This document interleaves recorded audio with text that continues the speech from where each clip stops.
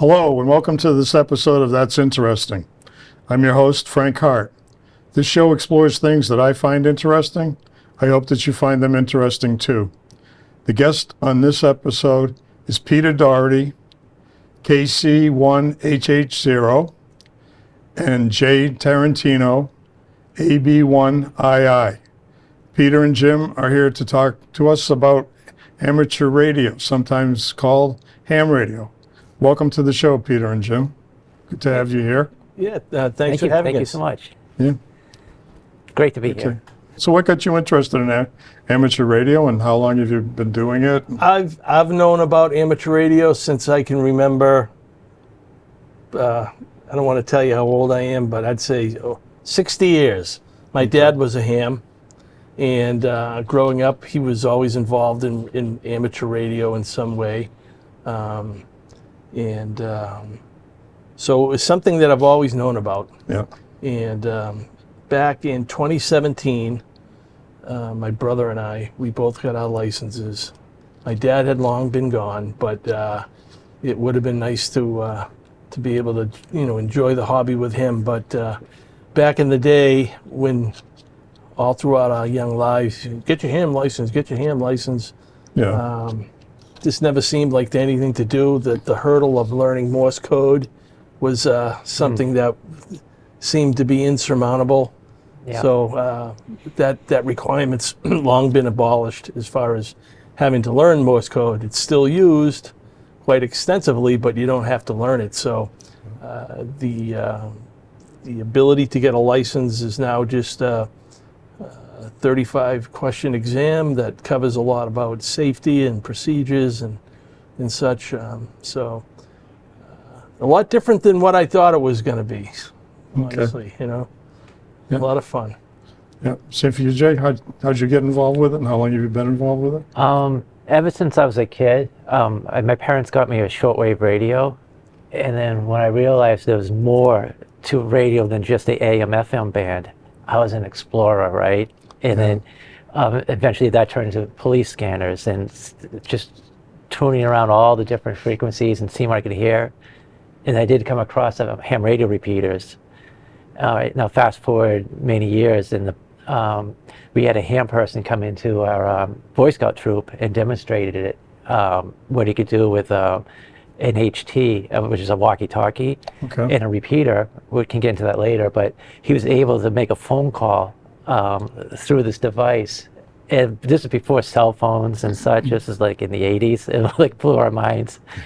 And then eventually my friend Steve, who is a N1JFU, we both shared that frequency of the ham radio repeater back in the 90s, I'm sorry. This is going back forward again. And they had like a newsline net where people would check into the repeater, and then they would run this news program that was over the air, all about amateur radio. He contacted the club. It was Bridgewater Massasoit Amateur Radio Association. Got his license, and he said, "You've got to get your license if you're going to continue being my friend." So that's how I got the license. Okay. Yeah, just to let you guys know, I told Peter a little bit about this. I have a little experience with it. I'm not licensed. Yeah.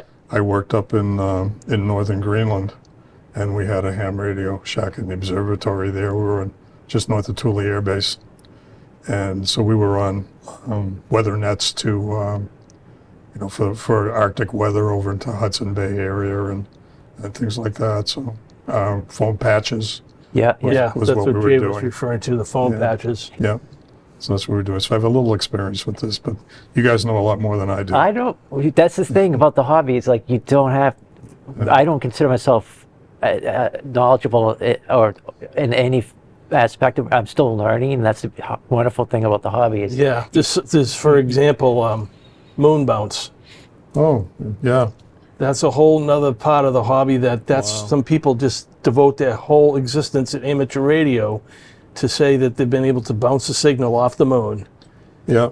Using a radio that would only be able to go traditionally maybe just a few miles, right? Okay. Because of the type of radio wave that it uses, similar to the frequencies that the police and fire department use. But if you concentrate that signal into with using the right type of antenna, Yep. and put a little more power behind it, you can bounce it off the moon. And the way you know you're successful is that you talk to somebody in Indiana from Massachusetts on that frequency. There's only one way it's going to happen on that day when you're Okay. pointing your Yeah. antenna up at the full moon. Yeah. And that's like the pinnacle of, Oh, yeah. people. There's so many different things that you have to be able to do it, and they get geared up for it and moon bounce. Yeah, there's Yeah. a lot of geniuses out there because they have to build their own receivers and digital signal processing because it's Yeah. such a weak signal. Yeah. And then you get to realize that radio waves do travel the speed of light, which is not I mean, it has a limit. So you can actually hear the delay coming back, or your signal Right. coming back, and you because the moon's 200,000 miles away. Yeah. So you can hear your echo. Yeah. Yeah. I was thinking back to the Apollo and the communications with that, and you'd hear, Houston speak, and then about 4 or 5 seconds later, you hear the Apollo respond. Exactly. All travel time for the signal. Right. Yep. Yep. It's a real thing. Yeah. Yeah. So if somebody does want to get involved with amateur radio, how does it happen? What's the licensing procedure, and why is there licensing? I defer to Pete. Well, the licensing procedures are there's, just to say, I want to take the test. The way I remember doing it was you search online. There's local groups that offer tests once a month. There's one in Braintree. Boston Amateur Radio Club offers a test. You contact those groups, and they usually like you to make a reservation. The way I did it, my brother and I went up to the Gloucester Amateur Radio Club, Cape Ann Radio Association, I think is the proper name for it. They have an incredible facility up there. We spent the whole day going through the manual, reading all the questions, getting the answers. They do have study guides. It's a study guide, yeah. And so, and then at the end of the day, after lunch, we took the test and we passed, and about a week later, we got our licenses. Oh, okay. But the test is important because it focuses primarily on safety. There's a lot of hazards involved in amateur radio, just like there'd be if you wanted to go fishing or skeet shooting or any type of adult hobby. There seems to be, perils involved and things that you have to be careful of. But electricity is a very dangerous force if it's not respected, as well as altitude, dealing with the antennas on the roof. Yeah.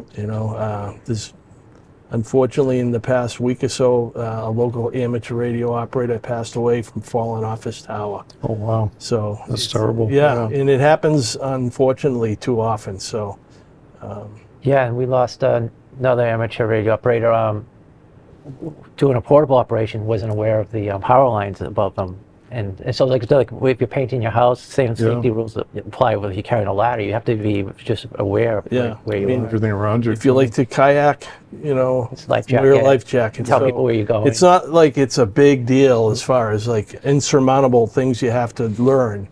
It's but there are reasons why you need to take the test to learn about the safety, and then as far as what you're allowed to do, as far as the radio bands that you're allowed to operate in, the frequency range within those bands, what you can do on those frequencies. For example, most of the bands in the lower regions of them is reserved for the digital and Morse code, which we refer to as continuous wave. Okay. It's because it's more like a digital signal. And then there's a point where you can go to voice. And so the test, asks you about those things. And once you pass the test and you gain the experience, that's where it just becomes second nature after that. But it also just makes you aware of the fact that the resources to know the things that are in the test, you know where to find them. Yep. Yeah, just adding to your experience, like these are international bands, in the, the ITU, I think it is. They Right. they all have these agreements on what bands frequencies we can operate on, because you don't want to go into some government spot on the right. Right. Yeah, that's another reason Yeah. too. And so they drill that in the test, like what is 12 meters? What frequency is that? I could never remember them. And now, though, after with experience, I know those by heart. But they just want to make sure that you respect. And then RF energy is dangerous too. Right. And it can give you a bad burn. It's not going to cause. It's not ionizing radiation. It's not going to cause cancer or anything, but it will cause severe burns. So they teach you to respect that. And also, when we do our portable operations, we have to make sure our antennas are not accessible by the public. Right. Okay. Yep. So they do teach you those. There's three levels of licenses currently. In the past, there's been more than 3, but right now there's 3: the technician license, the general license, and the amateur extra. The entry level, like you could take three tests in one day and come out as an amateur extra. Okay. But most people, when you pass one test, the technician, the day that you take that test and they say you passed, they'll hand you the general and say, here it is, take it right now. Because most of the time people don't study for it, but you might get lucky. Okay. But Multiple choice. right, it's a multiple choice test. And but just to get the technician under your belt and to get out there and operating, get your radio voice, get on the air with a with a cheapo little radio to talk to through a repeater. Which, if you want me to tell you what a repeater is, I can do that. Go ahead. But a repeater is a radio system that transmits and receives on 2 different frequencies. So the radio that you have will transmit on, say, frequency A, and it will listen on frequency B. Yep. So when you talk, hello, Frank, it'll transmit on A, and the repeater will take that and it'll repeat it. It's like a radio. It's like a dual radio, and they're typically a higher power radio with a very good antenna up high somewhere, so that a little bitty radio can have long legs and go out. And so Quincy used to have a repeater. It was taken down a couple of weeks or a month or 2 ago. Yeah. Because of the construction projects on the on but the the future of that is up in the air. We don't know. But there's repeater on a very tall building in downtown Boston. You can talk to people up on the North Shore through that repeater. Yep. There's a repeater out in Paxton, which we refer to as the Worcester repeater. And you can speak with somebody pretty much out in Western Massachusetts through that repeater. Okay. Because you got to remember, it repeats your signal at a higher power in 360 degrees. So it's hearing your signal, and then boom, it belts it out instantaneously. Yeah. Without any detectable delay. And you can carry on conversations with people, and public service uses repeaters all the time. Yes. Police, fire, ambulances, whatnot. That's the only way to be able to use that. Right. Yeah. Yeah. Okay. I think once you get your license, now you have to get some equipment. Right. Now we have some pictures of equipment that was done at a special event recently. So Okay. if we can get the first one up, number 7. You want to describe this? Oh, that's Jay's rig. Yeah. Okay, so this is a high frequency radio HF transceiver, because it transmits and receives in the same unit. Okay. And this puts out about 100 watts. And right now we're in something called the 40 meter band, which is around 7 megahertz. And it's in the CW portion, Morse code portion of the band. And and I just have where's that biolithium battery? Biennial. Yeah, it's a really High tech stuff. like really the portable operations, because of these batteries, have become much more convenient. They're going to last hours, and where before you'd have to have Lightweight. Yeah, they're lightweight too. Yep. Well, yeah, there's a lot of power being used to do that, to do the transmitting also. So you need. Yes. Well, Good that's battery, adjustable. Yep.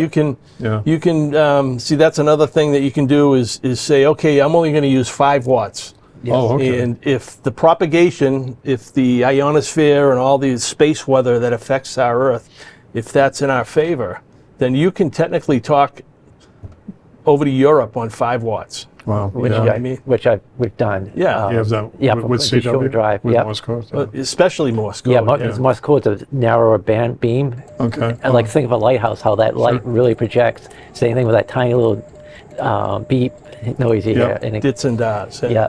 Yeah. But yeah, it's called, with operating low power like that, it's called QRP. And that's the thing about this hobby. There's so many different, like you talk about moon bounce, Earth, moon, Earth. You talk about QRP low power operator. There's a whole bunch of people that love just only using QRP at all, never going. Yeah.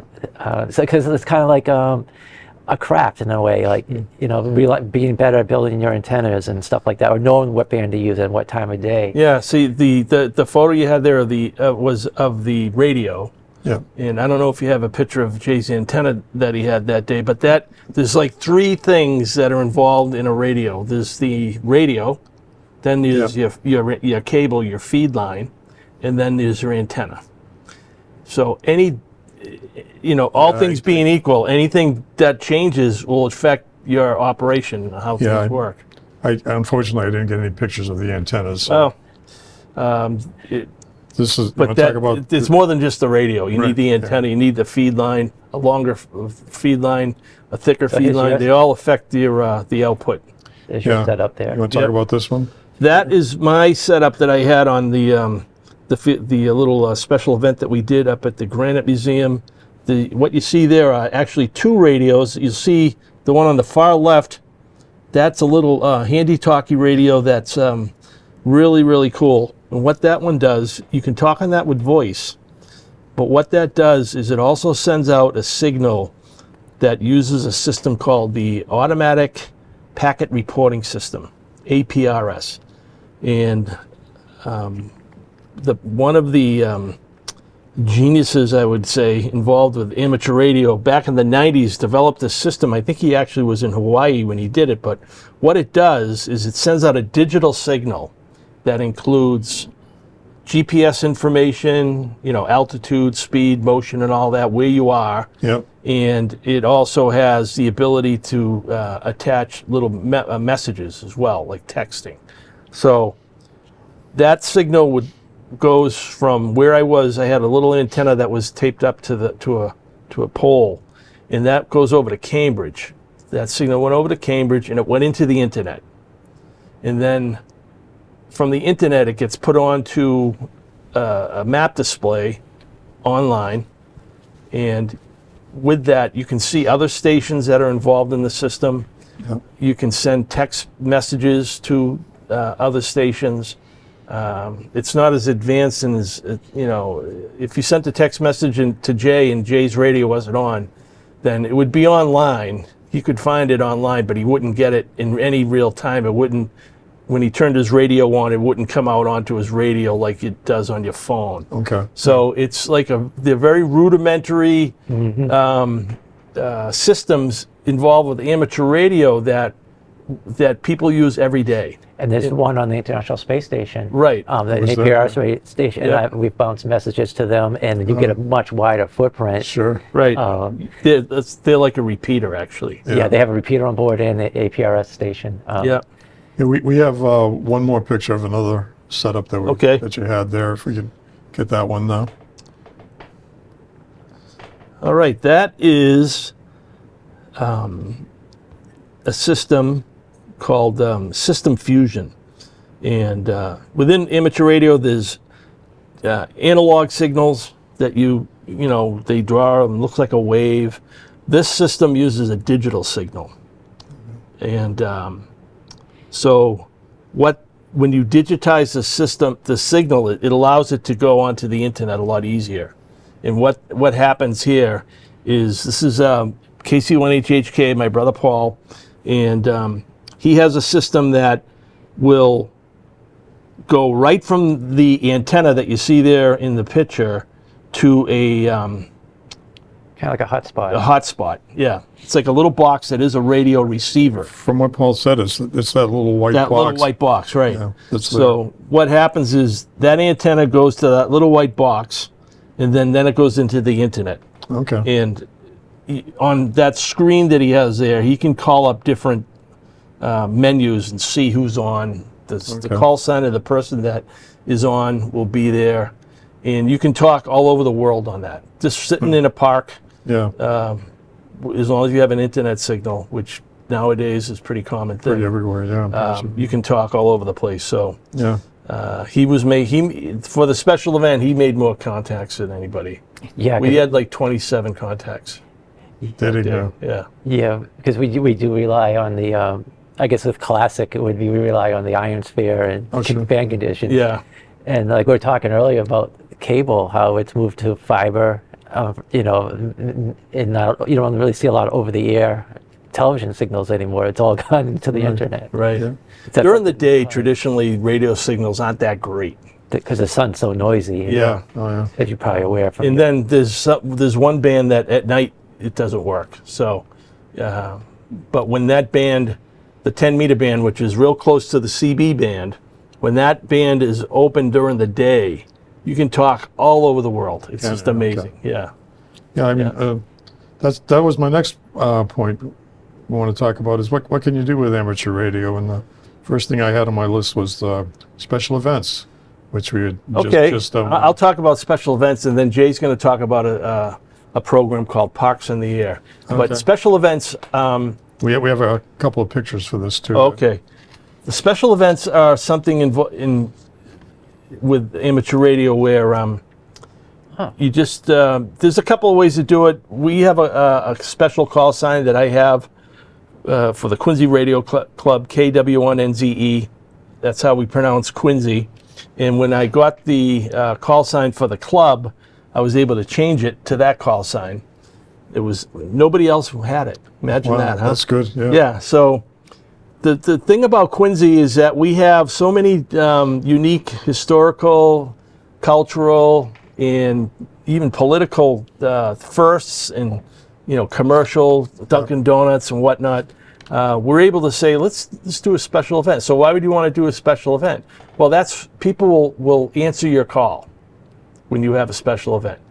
So when you do a special event, I wish I had an example of it to show you, but you just come up with a certificate or something like that, and you make contacts, you call special event, people call you, and they'll, sometimes they'll say, oh, thanks for the contact, but if people really understand what you're trying to do, they'll quiz you. So where are you and what are you doing? And you talk about whatever it is, John Adams' birthday, Quincy Granite Museum, whatever it might be. We, as a club, as a group, we've done like 5 of them now. But Quincy Granite Museum has been very nice to us. Quincy Granite Museum is a really great group. Shout out to them. So then you just make out some certificates on the computer, and you go, and everybody, there's an index, a biography site, I guess you'd call it, where no matter what, when you get your license, it's all public information. The FCC, the site goes and grabs the information from the FCC, and there'll be a page for you. Whether or not you use it or not is up to you. Most people do, but you can load it up with your biography and contact information, and whenever you talk to somebody, you can look them up and see where they are and all that stuff. And there's logs, you can computerize logs on this website. So so what we do after a special event is you just take a look at all the sites and get the email addresses, and just email out everybody the certificate. And sometimes, they'll send you an email back, oh, thanks a lot. And, it's just a whole fellowship type of thing that is really a lot of fun in the hobby. So. Well, I remember also something called QSL contest, where you just try to talk to people in a certain location, or do they still do those? Or yeah, those are called drawing a bank. The explicit. The QSO parties, they call them. Oh, okay. Yeah, like New England has one, just the New England QSO party. Yeah. So if you're in Indiana and you haven't contacted someone in Vermont yet, that weekend would be a good time for you to get on the radio. Oh, okay. Check that Yeah. one off the list. Yeah. And I think Arizona was this past weekend. And as you go through the hobby, those types of things don't excite you that much, because once you've worked all 50 states, you've Yeah. worked all 50 states. Yeah. I know my last state that I needed was Hawaii. I still don't have And that. when I got Hawaii, I was like, yoo-hoo! It was Yeah. amazing, WAS worked all states. Yeah, worked all states. And, Yeah. worked all provinces of Canada. Okay. Yeah. And then there's the whole thing of working what's called DX, which is DX is Oh, an yeah. abbreviation for distance. Yeah. Anywhere out of the contiguous 48 states is DX. Okay. So even contacting Alaska is a DX contact. Oh, is it? Yeah, or Hawaii, or Puerto Yeah. Rico, or anywhere other than the 48. People will collect countries they've contacted. Yeah, and like it's I've very got tough on like them. 129, Yeah. which is kind Okay. of fun. Yeah. I was looking through my log the other day and I saw Sierra Leone. Well, And I said, where the heck is that? I couldn't even remember it. I had to go look it up. It's in Africa, but Yeah.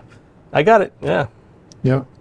Another thing that I had here was natural disasters. You always hear about ham radio operators supporting natural disasters when there's no power, because Yeah, They can- that's they a can subject communicate. that is within ham radio. You got to imagine you've got the whole country, and in certain parts of the country, especially in metropolitan areas, public service entities have a pretty good lock on that, okay.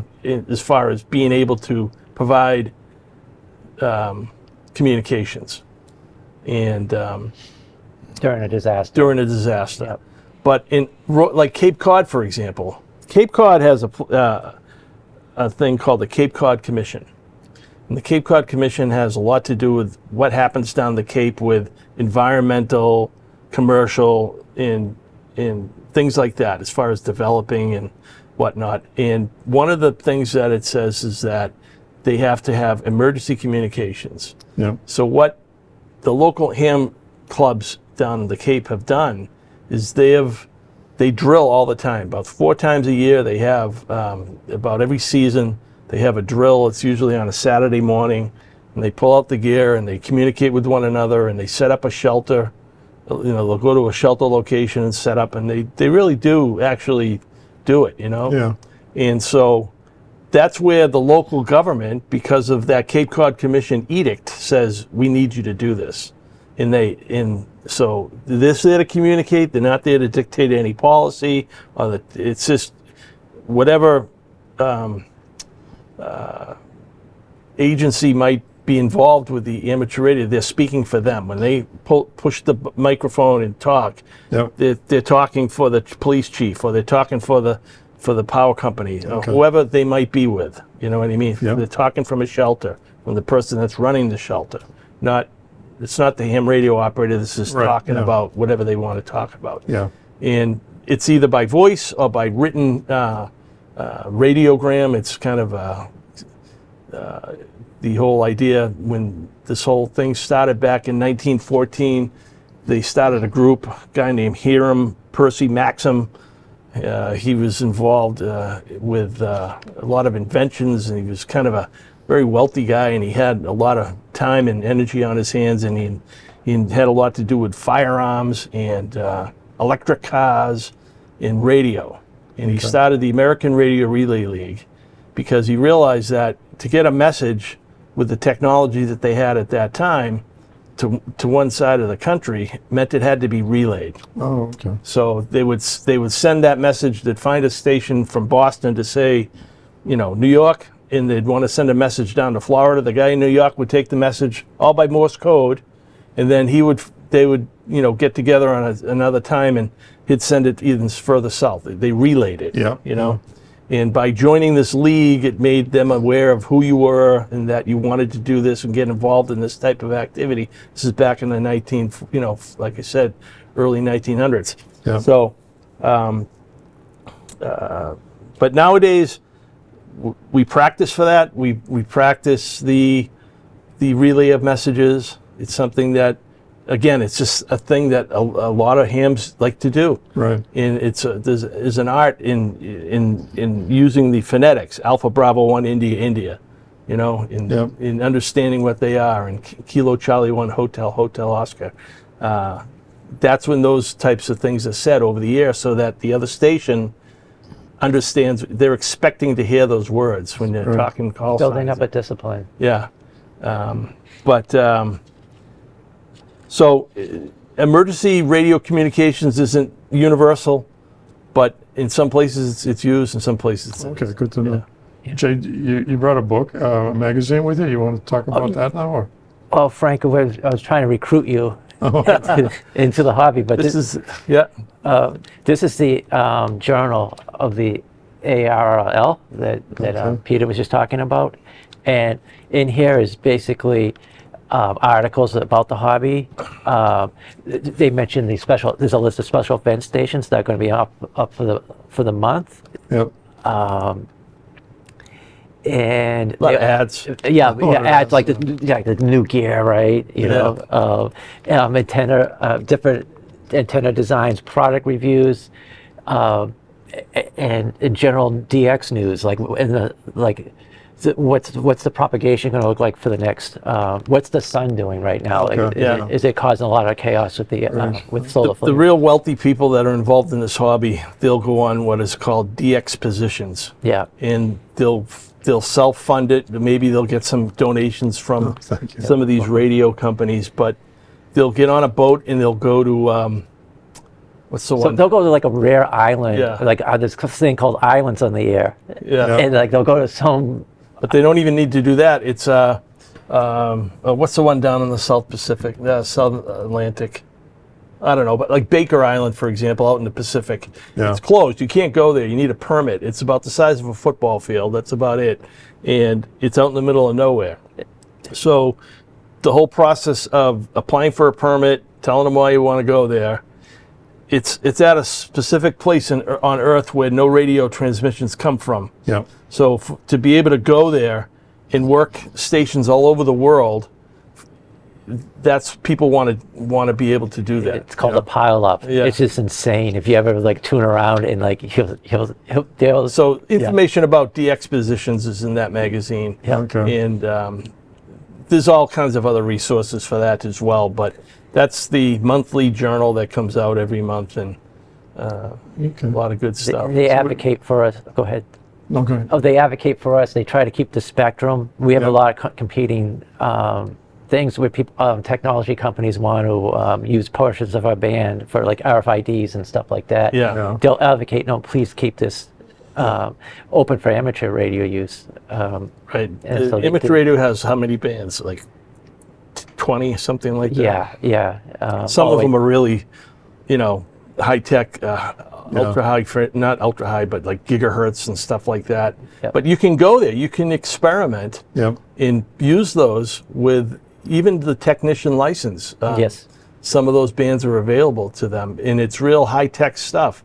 Almost, you can send actually video over amateur radio. Can you do that now? Yeah. Oh, it's been something that's been around. And the thing of it is computers have been integrated into the hobby so much with the ability to send a signal. You remember back in the day when you dial up and you go online and go, make a noise. Well, that noise contains things that it's just amazing. So you get software that has a photograph in it, and it starts making noise. You send that signal out, the same software somewhere hears that signal, it'll print that picture out for you. Yeah.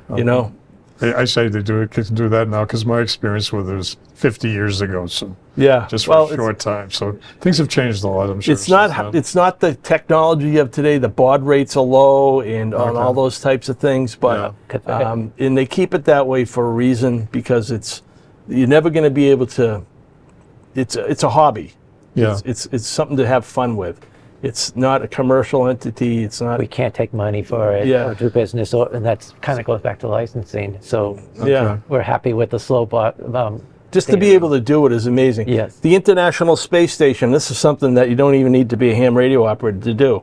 About every 3 months, they do a couple of 3 days of sending a signal down, and even if you had a plain police scanner, you Okay. could tune to the frequency, and if you have the proper software in your computer and you in where the air plug goes in Yeah. to listen, if you just have the one with the two ends and you plug it into your Oh, okay. computer, now your computer is listening to your radio, basically, right? Yeah.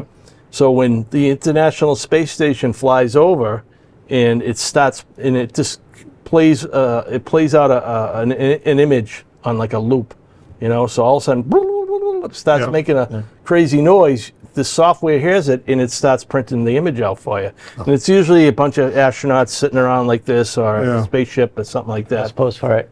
Yeah. So, but if I wanted, Jay lives about a mile from me. If I wanted to send photographs to Jay, I could do that. Yeah. You know, I had a friend early when I kind of fooled around with this a lot. He lived in Hull, and using that 2-meter band radio, the kind that the same frequency band area that the fire and police use, you can send a signal over to Hull, no problem. Yeah. So we would just send images back and forth. It was just Yeah. kind of fun to kind of just experience doing that, you know. Yeah. Now, when you were talking about this DX parties they have, they go out Yeah. other places in the world. What are the other restrictions on the licenses that you have about what you can do, or is it good throughout the entire world? Well, the funny thing is you know, like the technician, general, and amateur extra, they allow you to operate on certain parts of a band, and they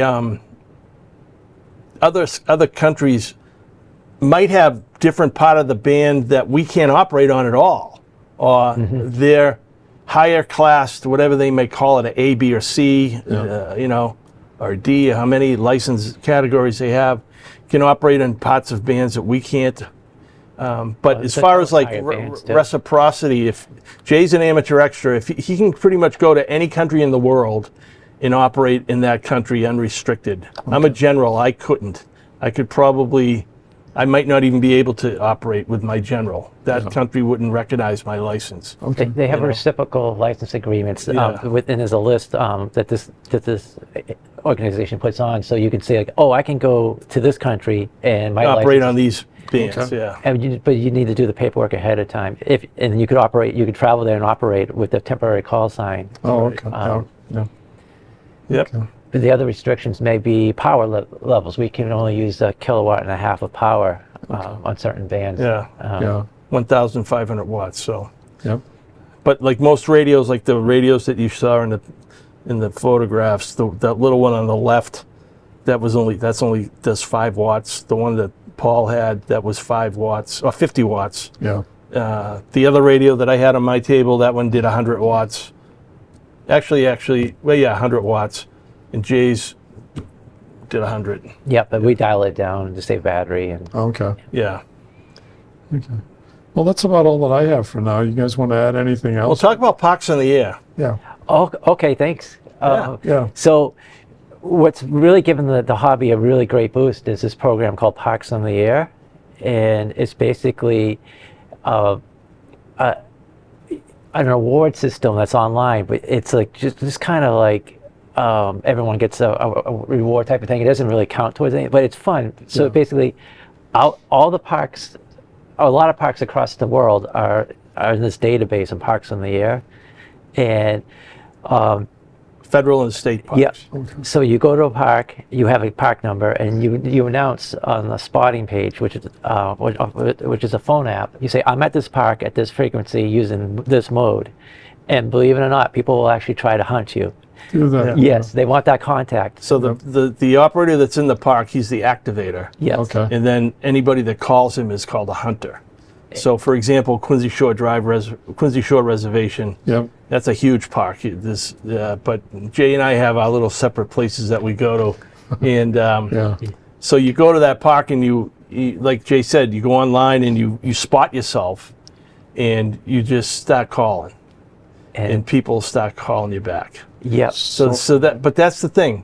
If you would just go down and start calling, there's a good chance nobody's going to call you back. Yeah. You know what I mean? Because they get that reward system. So what happens is when you're done activating a park, you get 10 contacts. You can officially have activated that park. You have to log those calls. If you don't, it's bad manners not to log a park. If you're in Ohio and you talk to me in Quincy, you're going to expect to see that Quincy Shore Drive show up in your log. On your stats, all right. yeah. Yep. So you log your calls, and after a couple of months, you start seeing that. Boy, I've talked to a lot of different places.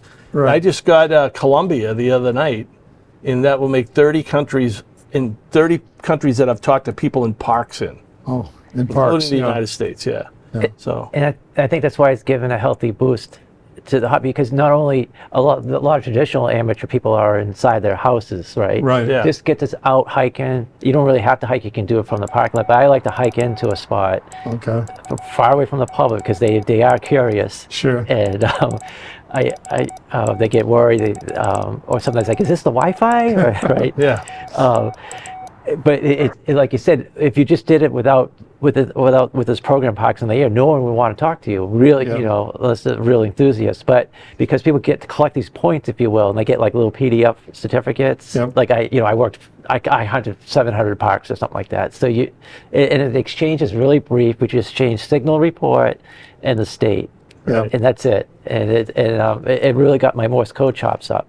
Oh, okay. Because yeah. the exchange is predictable. They're not going to start randomly talking to you where you're like, oh, yeah, and Yeah. the whole thing with the parks too is that if you do it enough, there was a guy, where was he? In New Jersey. And he could hardly hear me. Last night the propagation was horrible, and I knew it was because there was a guy in Weymouth, and I could hardly hear him. Yep. And he's usually we usually blast each other out. And he said to me, "Geez, Pete, I can hardly hear you." I said, "I can hardly hear you, but it's all good. Contact's a contact." Yeah. So I heard the guy in New Jersey, and I have worked him probably 30, 40 times. And he could hardly hear my call sign. He says, "Is this KC1HA Joe?" I said, "Yeah." He goes, "Oh, Peter." He's got an accent. It's funny. But I've talked to him enough. He knows me, Yeah. technically, right? Yes. So it's kind of fun to do that. And there's a guy down in North Carolina. He said to me, "What part of Massachusetts are you from?" I said, "Quincy." He goes, "Oh," he goes, "I had the best lobster macaroni and cheese I've ever had in my life in Quincy." And I said, "Oh, that was what was the name of that place? I can't remember. It's closed." Yeah. I can't remember. I'm getting hungry now. Yeah, but things like that. So. Yeah. The fellowship is amazing. I Yeah. made Yeah. friends. On the South Shore, there's four, in the top of my head, there's 4 or 5 clubs that meet. Some are very traditional. They get the Knights of Columbus and Whitman, and they meet there every month, and Yep. they have a meeting. Boom, boom, boom, boom, boom, and then there's groups that just meet up in the Great Hill in Weymouth once a month. Oh, okay. And Yeah. there was a group in Braintree that used to meet, and they just got evicted from the building they were in because the owners of the building wanted to use it for something else. So they said, "You guys got to go." Yeah. But so there's a huge community. It's an amazing thing where I remember one time I was kind of like not reluctant to use one, but didn't really understand a simple wire antenna. And if Jay was around, I probably would have asked him, but there was this guy, Rich, down at the club in Braintree when it was open. I said, "Rich, you got to tell me about what's up with that." He goes, "Yeah, just put it on there. It works." I'm like, "Okay." Yeah. So he gave me the confidence to do it, and sure than heck it did. It worked fine. In the hobby, people that help you are called Elmers. That's the nickname for a mentor. Okay. And having been involved in this hobby now for like 8 years, I've mentored people. I know Jay's mentored me. I've mentored him. We help each other out. It's a lot of fun. Good. Yeah. I mean, Yeah. Well, it sounds like there's a good fraternity. Oh, yeah. People and Yeah, And all everybody different helps each other, backgrounds. yeah. You know, the guys that have money. Oh my God, the equipment they have. Holy cow! Yeah. And Jay's lucky too because his wife's a ham as well. Oh, that's good. Yeah, yeah. So, you know, when Jay says, "Oh, geez, I think I want to go up and buy a new this or that," his wife is like, "Whoa, well, what do you? I'll come with you." And they go shopping together for amateur radio equipment. Well, that's Best good. thing I Yeah. did was she when she first met me. I had like a walkie-talkie, a HT they call it, and she thought it was so cool. and like I bet she's like, well, why don't you take your test? And then best thing I ever did, because like Yeah. it's like usually the partner is not into ham radio, and Right. like just to purchase anything related is a battle. But here it's like she's funding it. It's like Yeah. wonderful. But she got her extra. And she used Yeah, it to they go out together and do parks, and Jay does the Morse code, and she does the digital. yeah. Oh, okay. She's on- Yeah. yeah. Yeah. She loves it. She's like talking propagation, but she likes the keyboard aspect of it. Okay. Yeah, it's called FTA. It's just a digital format, and she loves that. And right, Jay, like 17 meters is really good right now. And it's like, yeah, go. Yeah. Yeah. That's Couldn't nice. imagine having a conversation with my wife about propagation. Try it. Yeah. Just, maybe we can go undercover and you can add that segment. Oh my goodness, that would be funny. Oh, I think that this was very good. I want to thank you guys for. Well, thank you. I mean, you know, for doing this. a lot of people. I don't think many people have ever said, "What's ham radio?" You know, Yeah, thanks Yeah. for your interest. the word ham radio is. People often ask, "What's that ham?" Yeah. And yeah. there's two stories that neither one can be proven to be true. Right. Ham is kind of an abbreviation of amateur ham, Yeah. Never heard right? that one. And then the other one was when radio came around. The only there was no voice. It was all Morse code, and Morse code had been around for a while using the telegraph. Yeah. So the people that were new were like ham-fisted, right? It's Okay. the new people, but they were ham-fisted operator using the key. Yeah. Da da da da da da da da. So you're a ham if you Yeah. use the radio one. Like today's newbie. Yeah. Yeah. So Okay. either one could be true. I never heard that one about the ham-fisted one until I became a ham, but I always thought it was just Yeah. an abbreviation of amateur. Ham, Oh, okay. ham, Yeah. you know. So we'll go with that. Okay. Yeah. Hey, thank you, Frank. Yeah. So much. It's really wonderful to have interest shown. Into It's a lot of passion in the hobby, and everybody has their thing that they do, and we're all respectful of that. Like, you know, Jay does the Morse code, and I'm learning it, but it isn't like he's like, you got to do Morse code. He doesn't each to their own. There's so many things you can do. It's just amazing, you know, and Good. so it's a lot of fun. Yeah. That's good. Okay. Okay. So we're now at the end of this episode. I want to thank my guests, Peter Doherty and Jay Tarentino, for talking with us today.